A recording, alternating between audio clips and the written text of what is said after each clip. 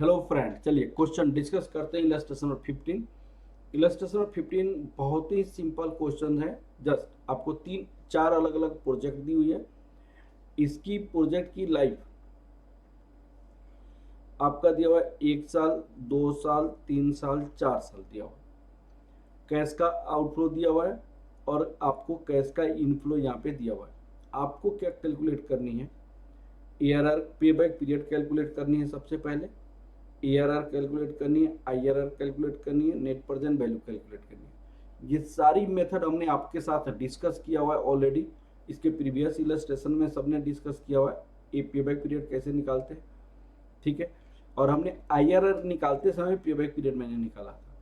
फिर assuming the projects are independent which project should be accepted on the basis of कौन सी project को select करेंगे। जब भी प्रोजेक्ट डिफरेंट होता है, अनइक्वल लाइफ होता है, तो उस केस में equivalent annual net present value हम निकालते हैं। Equivalent annual net present value, net present value divided by present value annuity factor यहाँ पे आर होता है।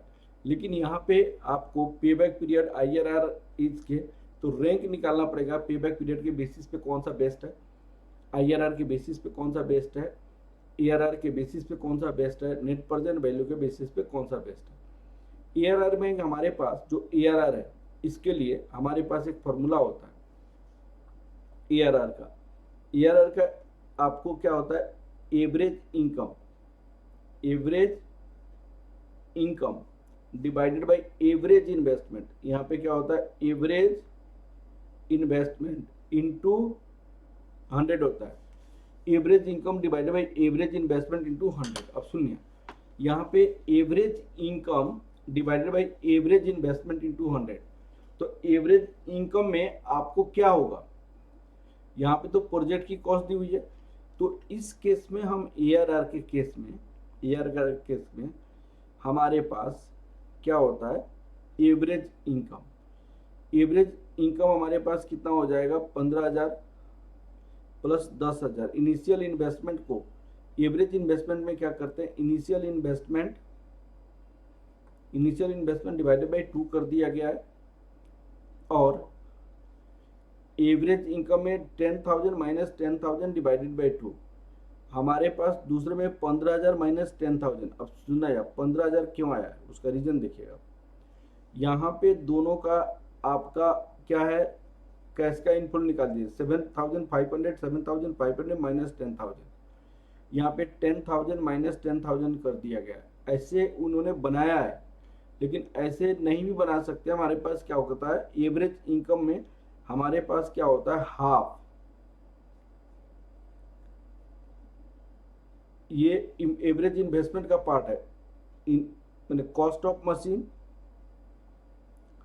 Plus installation minus scrap value plus scrap value plus working capital. तो इस question में ये भी नहीं दिया हुआ, ये भी नहीं दिया हुआ, ये भी नहीं दिया हुआ, ये भी नहीं दिया हुआ, तो इसीलिए इन्वेस्टमेंट का हाफ करके एवरेज इन्वेस्टमेंट निकाल दी गई है। एवरेज इनकम निकालने के लिए उन्होंने क्या किया? जो इनफ्लो है उससे उन्होंने माइनस किया आउटफ्लो को, उसका हाफ कर दिया है। इनफ्लो को आउटफ्लो से माइनस कर दिया। यहाँ पे जैसे देखिएगा 2,000 प्लस 4,000 प्लस इतना, तो ये हो जाएगा 18,000। 18,000 में आप कितना माइनस करोगे? 10,000। अब कितने साल लाइफ है? 1 2 3। यहाँ पे क्या करेंगे? यहाँ पे तीसरे केस में ARR निकाल सकते हैं।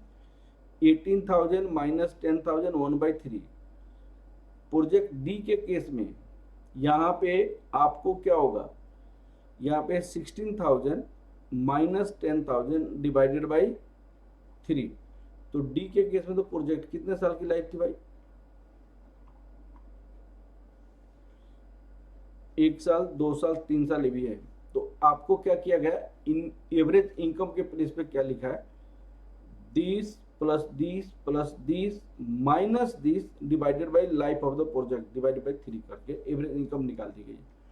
तो यहां से ARR की फिगर आ गई है, यहाँ पे पेबैक का फिगर आ गया है। उसके बाद आपके पास IRR निकाली गई है। IRR निकालने के लिए 2 रेट दिया हुआ है। एक तो 20% का रेट दिया हुआ है और एक 30% का रेट दिया हुआ है। तो उसमें हम IRR निकाल लेंगे चारों प्रोजेक्ट का, तीनों प्रोजेक्ट का। नेट प्रेजेंट वैल्यू 20% 30% में निकाल के IRR निकाल लेंगे। और प्रोजेक्ट रैंक हम कैसे निकालेंगे उसको हम ऑलरेडी पहले सिखा चुके हैं, तो उसको निकालने का तरीका पे मैं नहीं जा रहा। यहाँ पे जो कंसेप्ट है वो बता रहा हूँ। Payback period, ARR, IRR, net present 10%, net present 30% पे बेस पे कौन सा प्रोजेक्ट आपको कितना दिया हुआ है, उसको रैंक क्या होगा वो निकाली गई है, और उसके बेसिस पे यहाँ पे थ्योरेटिकली आंसर दी गई है। ठीक है ना। ये इस टाइप की क्वेश्चन अभी तक एग्जाम में नहीं पूछा है। आपको एक डाटा देगा, पेबैक पीरियड, IRR निकालने के लिए पूछा जा सकता है, बहुत आसानी से निकाल सकते हैं आप। जो मेथड बताया मैंने उस तरीके से आप निकाल दीजिए। उसके बाद नेट प्रेजेंट वैल्यू के बेसिस पे रैंक निकाल दीजिए, IRR के बेसिस पे रैंक निकाल दीजिए, पेबैक पीरियड के बेसिस पे रैंक निकाल दीजिए। जहां तक डिसीजन की बात है तो नेट प्रेजेंट वैल्यू जिसका ज़्यादा होगा उसको सिलेक्शन करते हैं। अगर अनइक्वल लाइफ है तो equivalent involve net present value निकाल के आप डिसीजन दे दीजिए, जो मैंने 40 नंबर क्वेश्चन में किया है। ठीक है। अब आता है इलस्ट्रेशन नंबर 16। ये कलरिकल टाइप के क्वेश्चन सब है। आपको मेन 18 से क्वेश्चन स्टार्ट हो रहा है, वो मैं अच्छे से बताऊंगा आपको। Expected cash flow 3 projects are given below, the cost of capital is 10%, calculate payback period, net present value, internal rate of return, accounting rate of return, वही सारा चीज़ें निकालनी है। आइडेंटिफाई रैंकिंग, सेम उसी टाइप की क्वेश्चन है। अब इतनी बड़े बड़े प्रोजेक्ट्स है, अब ये सारी प्रोजेक्ट को उसी तरह आप निकालिएगा। प्लीज़ कैलकुलेशन पार्ट आप खुद कर लीजिए, क्योंकि ये इतना ना टाइम लगेगा इसको कैलकुलेट करने में कि मुझे टाइम बर्बाद होगा। इसमें कलरिकल काम है, अब इतना करने के लिए बहुत टाइम लगेगा। ठीक है। अब समरी रिजल्ट देख लीजिए, उसके बाद रैंक फाइंड आउट कर लीजिए। ठीक है। अब क्वेश्चन नंबर 17, ये भी क्वेश्चन उसी टाइप की है।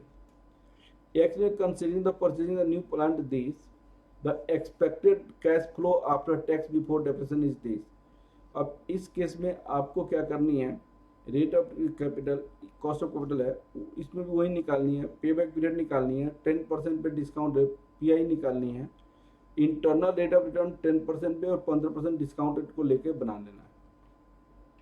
ठीक है। डिस्काउंट रेट भी दी हुई है।